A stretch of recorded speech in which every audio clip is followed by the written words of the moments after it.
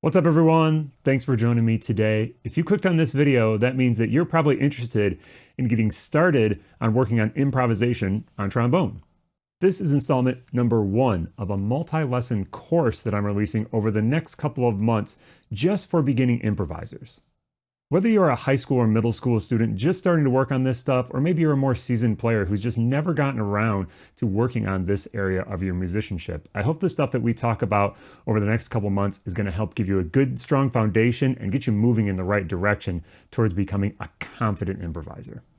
Now, there's going to be no gimmicks or shortcuts or any of that kind of stuff in these lessons. It's all the stuff that you can actually take and move into the practice room and work in a methodical way to see actual improvement.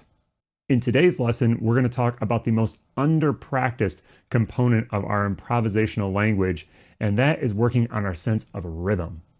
So before we jump into really practicing our rhythm, we have to ask ourselves a pretty fundamental question. Do I have good time?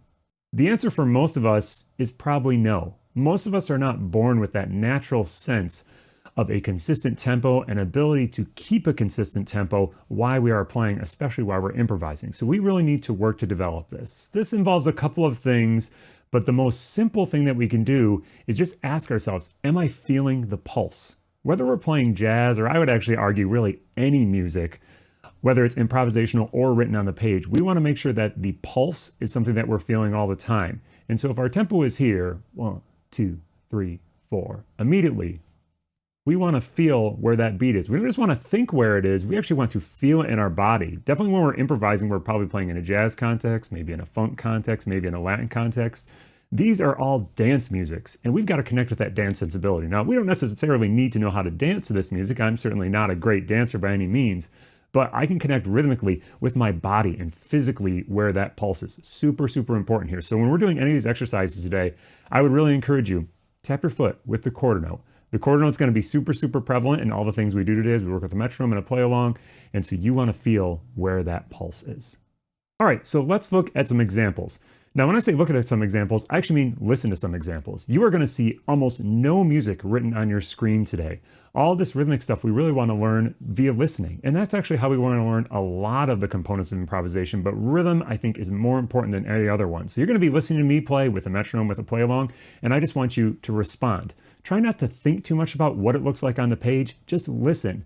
Listen for rhythm, listen for where it feels on the pulse, and listen for articulation, and then respond orally. This way it will permeate into your playing naturally rather than having that filter of, I've got to read this and count it. No, you just want to hear and then respond in this case.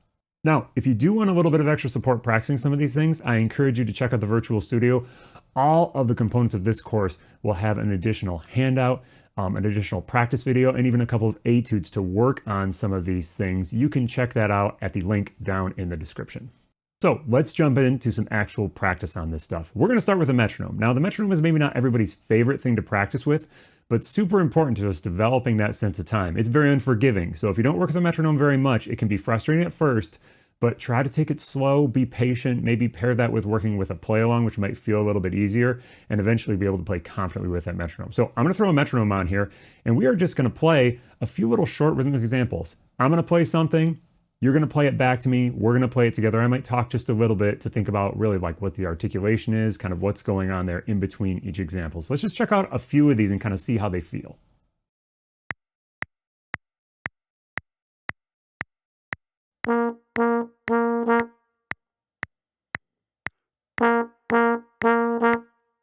Now really dig into that rhythm. Think about where that pulse is. Dot, dot, do, dot. I'm right on the beat on those quarter notes. We're worried about swing here, but just listen to what it sounds like. Don't worry too much about like where that swing is happening. Listen and emulate.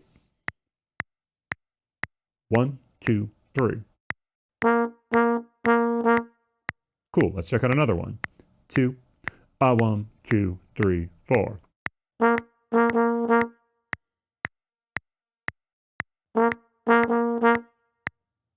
Cool, now here I'm not starting on the downbeat of 1, so we've got some more offbeats.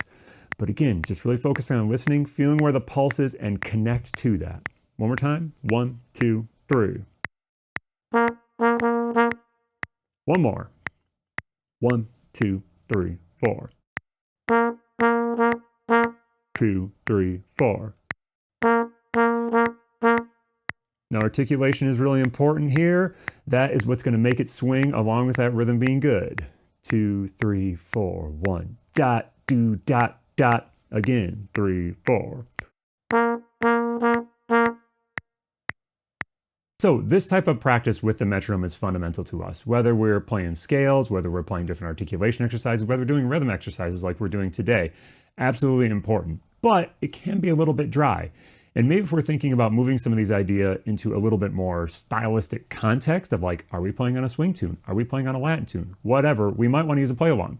With that in mind, let's move a few of these examples into a play along context. Now, we're not going to have any bass or piano here. It's just going to be drums because we're really not worried about the notes we're playing. We're just worried about rhythm. We're going to look at a few specific example of rhythms where I'm going to play it, you're going to play it back to me, and a little bit of call and response. So for example, the first one we're going to look at is a 1-bar example. Now, I'm not going to put this on the screen because like I said, I want you to listen rather than look at this to kind of understand it. So I will play it, then you'll play.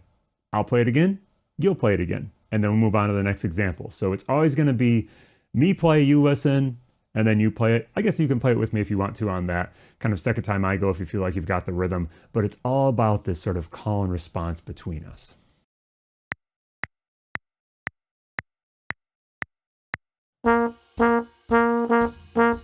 Now you go. Me again. Now you. Here comes our next example. Now you.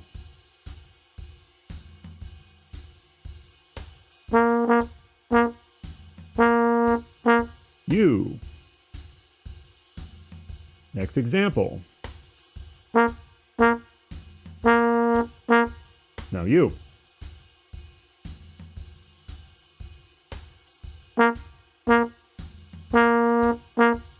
Now you.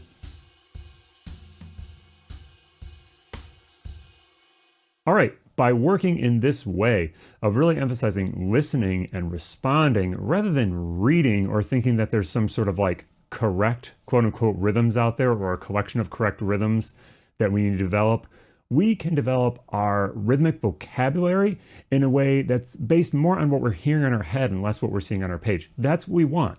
When we are improvising, we don't want to have to rely what's on the page there in front of us.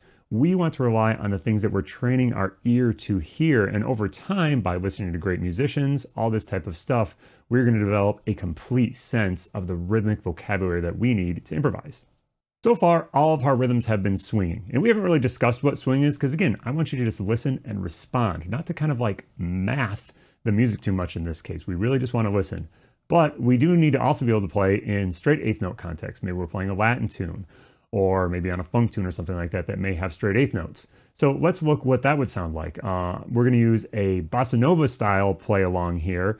And so we're going to be thinking straight eighth notes now, but the concept is going to be the same. I'm going to play, you're going to listen, you respond. And again, right now you're playing the same thing back to me. Eventually we might worry about having a little more improvisational call and response, but for today, we're just worried about emulating these rhythms that I'm presenting to you.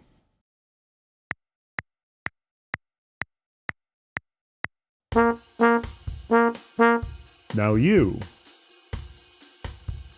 Now me again.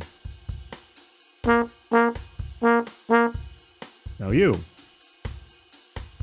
Cool, here's the next example. Now you.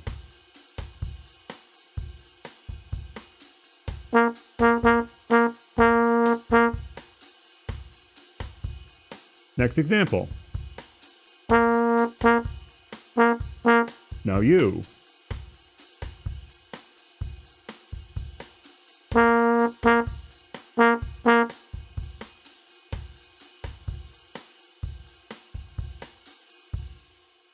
Okay, cool. So taking this concept and moving it into your practice time is super important. You could start with a metronome just like we did today and just try improvising some rhythms that you think feel good, whether you're thinking swing or straight eighth notes. Now the question might be, where do I get these rhythms from if they're not written out there in front of me? This is where listening comes in. Listening to the greats improvise on trombone, trumpet, piano, whatever instrument you enjoy, is really where you've got to get almost all this improvisational stuff from. It is a language, and just like when we learn a language, we want to listen to native speakers, that is the same thing we want to do here. For this concept, I want you to go to a J.J. Johnson recording. For me, he is the most influential jazz trombone player in the history of this music. This particular recording is called Old Devil Moon. It appears on the album The Eminent J.J. Johnson Volume 2. This song actually appears on 2 different kind of like common JJ albums, so make sure you're checking out the right one here. They're both great, but this one specifically has some of the concepts we're talking about. This song goes back and forth between being swung 8th notes and straight 8th notes, and has a lot of great rhythmic clarity in it, really good rhythmic ideas. Now, what you're going to hear JJ play is quite a bit more complicated than what we are working on today, but some of the rhythmic ideas in there, you could definitely pull them and work them in this same way. Now, to make it super easy to access that recording, I threw a link down in the description. So if you want to hear JJ playing some of this stuff, click on that link and see what he's got going on. All right, that does it for today for lesson number 1 in this beginning improvisation course. Now, these concepts are important for all our musicianship. This isn't just something that beginners need to practice. And we can sit there and practice all the different notes, scales, chords, licks, all that stuff. But if our rhythm is not really well developed and interesting, we're never going to sound like compelling and confident improvisers. So make sure you take some of this stuff, move it into the practice room, and we'll see it in the woodshed.